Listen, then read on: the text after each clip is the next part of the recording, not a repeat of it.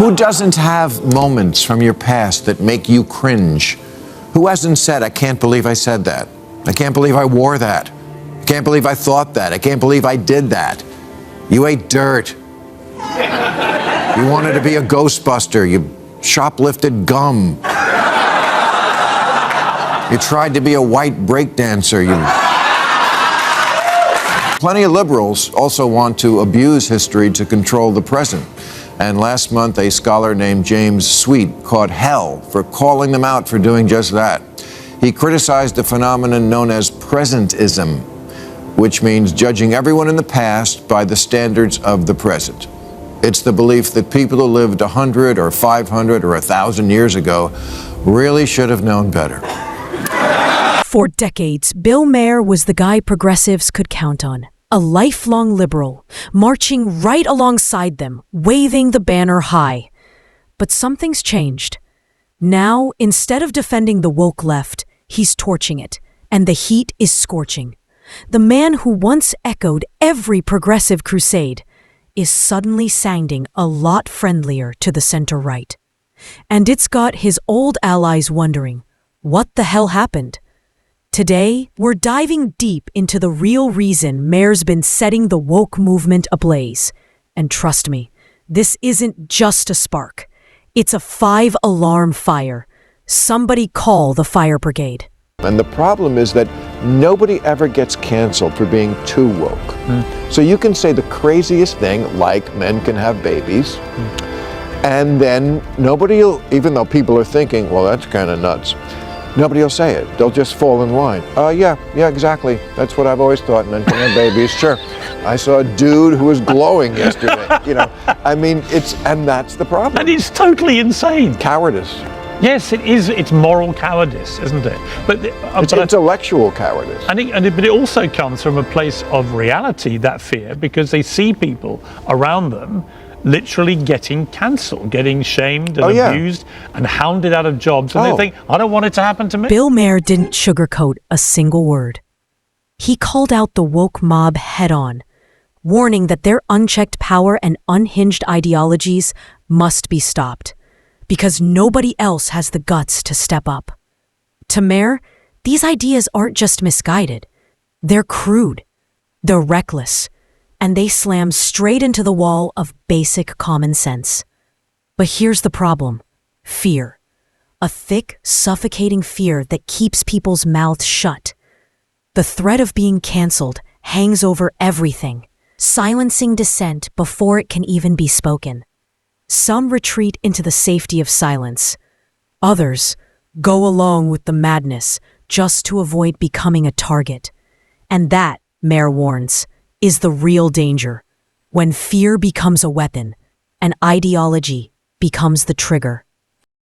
I can't count the number of stories I've either covered on the show or just read about of professors at colleges, which are supposed to be the bastions of free speech, who said something that was just an opinion. One guy, that was one different. Professor in America, he gave a lecture for 25 years about the use of offensive language. And then some students complained about his use of offensive language in the lecture about offensive language. And he had to lose his job. And at that point, I just felt that was peak woke insanity. He literally was lecturing about offensive language and using offensive language to illustrate it. They have no sense of nuance. They have no sense of context. They just know certain buzzwords or certain concepts are out of limits, off limits, and since social media is just a bunch of mean girls. I'll admit it. On this one, I'm with Maher. Social media may have brought some positives, but it's also become one of the most toxic arenas in modern life. Take Twitter. Once pitched as the world's digital town square, it's now more like a loaded weapon aimed at free speech, with cancel mobs circling anyone daring to challenge the woke left. Healthy debate? Forget it. It's turned into a digital war zone. Political tribes firing insults instead of ideas. And nobody's really listening. The split has gotten so deep, it's bleeding into real life. Some Democrat women now flat out refuse to date or even marry Republican men, simply because of politics. That's where we are. Online polarization isn't just shaping conversations anymore. It's shaping relationships, futures, and the very fabric of our society. This is what's so obnoxious about that side of things, that just idea of we're not really lifting people up. Liberalism is about lifting people up, not catching people. And tolerating people. It's not about white self-loathing. Yes. It's about, yes, we have a horrible history in this country. Let's make it right in the ways that make sense. It's not just about catching people at stuff. And that is the heart of the problem. The woke left isn't interested in building. They're not here to uplift. They're not here to improve. Their obsession? Tearing people and institutions down, brick by brick, without ever offering a single real solution. It's demolition without a blueprint. They dismantle traditions, shatter norms, rip apart structures, and when the dust settles, they've got nothing to put in their place. This isn't reform. It's scorched earth politics. And Maher knows it. He fears that if given the chance, the woke left wouldn't just chip away at America. They'd take the whole thing down until all that's left is ideological rubble, where a nation once stood. So I think that really is kind of the center of the country. Old school liberalism, take a victory lap. You kind of won on a lot of things, but it's another funny pathology of liberals. They don't want to acknowledge progress because they somehow feel like if I acknowledge progress, well, then I'm not as authentic a progressive. It's right in your name. And that's what you're selling, progress. Maher's not pulling punches here. America has come light years since the 1950s. We've seen women not just win the right to vote, but rise to lead Fortune 500 companies. We've strengthened democracy, expanded civil rights, shattered barriers in education, business, and politics. Step by step, we've made historic strides toward equality. And yet, the woke left refuses to acknowledge it. They cling to this doom and gloom narrative, insisting America is somehow the worst country on earth. Some even compare it to authoritarian regimes like Russia, China, and North Korea. Places where free speech is a privilege, dissent is crushed, and democracy is nothing but a fantasy. It's not just misguided, it's a slap in the face to generations who fought, bled, and sacrificed to make America better. But here's where it gets interesting. Maher had something to say about Donald Trump, and I need you to pay close attention to this part. On Donald Trump, all this legal mayhem that's flying at him, does it actually empower him? Does it have the opposite effect, perhaps, to what the Democrats would hope it would have? Yes, well, that was the end of the show tonight when I was talking about the Stormy Daniels issue. I mean, it's always going to strike people as sex. When it's about getting a guy for sex, I don't think they should have discouraged, I guess Alvin Bragg can do what he wants. But if I was the president or somebody, I would have discouraged him quietly. Let's not do this one. Because we're going to see Trump hauled into court, as we did, and that's going to be the big story, and it's going to be just high fives on MSNBC. And look, I was thrilled. There's something cathartic about seeing that. Maher wasn't fooled by the leftist media's obsession with taking down Trump. He spotted the fatal flaw in their plan instantly. It was always going to backfire. And it did. Instead of weakening him, the non-stop attacks only made him stronger.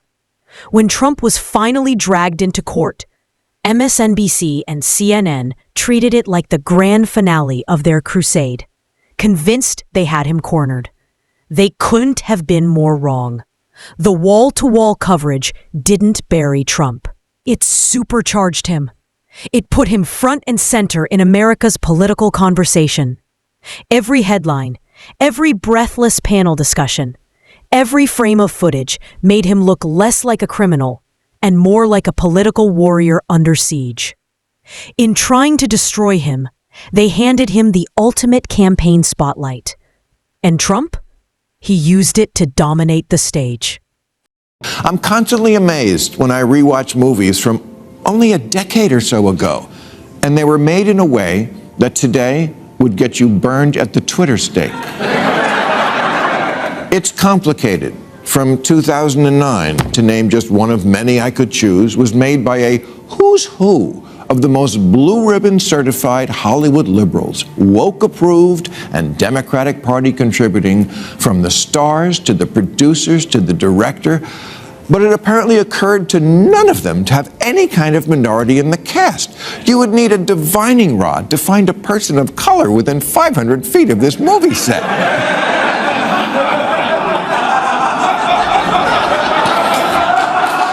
But if they made it today, they'd do better. This, right here, is why so many modern movies feel lifeless. Hollywood's in a desperate scramble to please the woke crowd, and in the process, creativity's been shoved to the back seat. You can feel it. Characters don't feel organic anymore. Stories don't feel alive. They feel manufactured, like they were stitched together in a corporate boardroom checklist. It's not storytelling born from passion. It's box checking, shoving in characters, themes, and subplots. Not because they make sense, but because they satisfy a small, loud minority. Subtlety, gone. Nuance, dead. Instead, we get heavy-handed messaging that beats you over the head. And let's be honest, you can hardly sit through a modern blockbuster without a mandatory representation scene, wedged in with zero connection to the plot. This isn't inclusion done well. It's virtue signaling for applause. And while they're busy chasing that applause, the heart and soul of cinema is quietly slipping away. Plenty of liberals also want to abuse history to control the present. And last month, a scholar named James Sweet caught hell for calling them out for doing just that. He criticized a phenomenon known as presentism, which means judging everyone in the past by the standards of the present. It's the belief that people who lived 100 or 500 or 1,000 years ago really should have known better.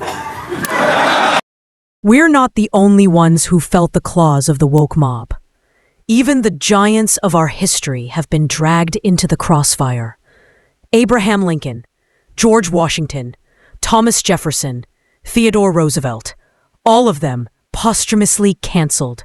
Statues toppled, monuments removed, legacies reduced to a single flaw, as if decades, even centuries, of contributions mean nothing. The woke mob is hell-bent on rewriting history, judging the past by today's moral standards while ignoring the complexity of the eras these leaders lived in. What they won't admit is simple. No one is perfect. Not Lincoln, not Washington, not Jefferson, and certainly not the self-righteous foot soldiers of the woke movement. In their crusade for moral purity, they've forgotten a truth as old as time. Perfection is impossible, and history doesn't need a razor. It needs context. Who doesn't have moments from your past that make you cringe? Who hasn't said, I can't believe I said that.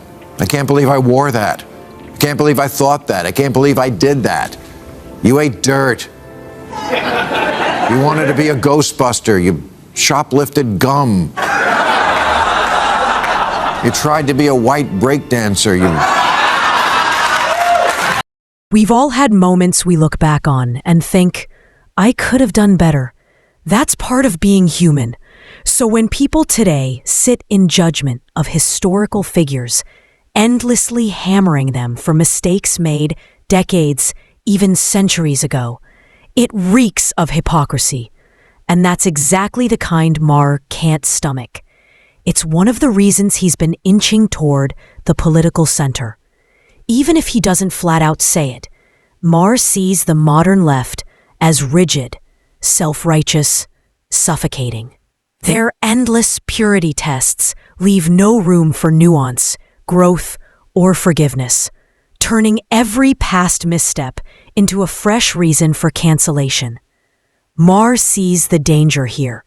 This mindset doesn't just erase history, it strangles open conversation. And for a man who built his career on challenging ideas, That's a line he will not cross. We hadn't then Our grown past into the heroes persons lived we within would the norms become, and realities of their humanity time. writ large And even is just under a those collective constraints, version of that. they achieved Did extraordinary Columbus commit feats, atrocities? Of accomplishments course. so But monumental people back then that were today's generally atrocious. self-proclaimed woke warriors couldn't dream of matching them. But instead of respecting Everybody that who context, could afford one the had a woke slave, left sits in moral including judgment, people of color. berating these figures The for way people actions talk about that slavery in their these days, era you'd think it was a weren't just uniquely acceptable, American thing they were that we commonplace. invented in 1619. It's historical arrogance But at its slavery peak. throughout history has been the rule, Judging the past not the by the exception. standards of the The present. Sumerians, And the this is Egyptians, exactly the why Greeks, Maher holds Romans, such the disdain Arabs, for the woke movement. British, the Their early mission Americans, isn't to all build the way or up through R. inspire. Kelly. It's to dismantle, to rewrite, to erase from our history books to our culture. In their relentless quest to purify society, they risk wiping away the very foundation on which progress was built, leaving nothing but ideological rubble where hard-earned legacy once stood.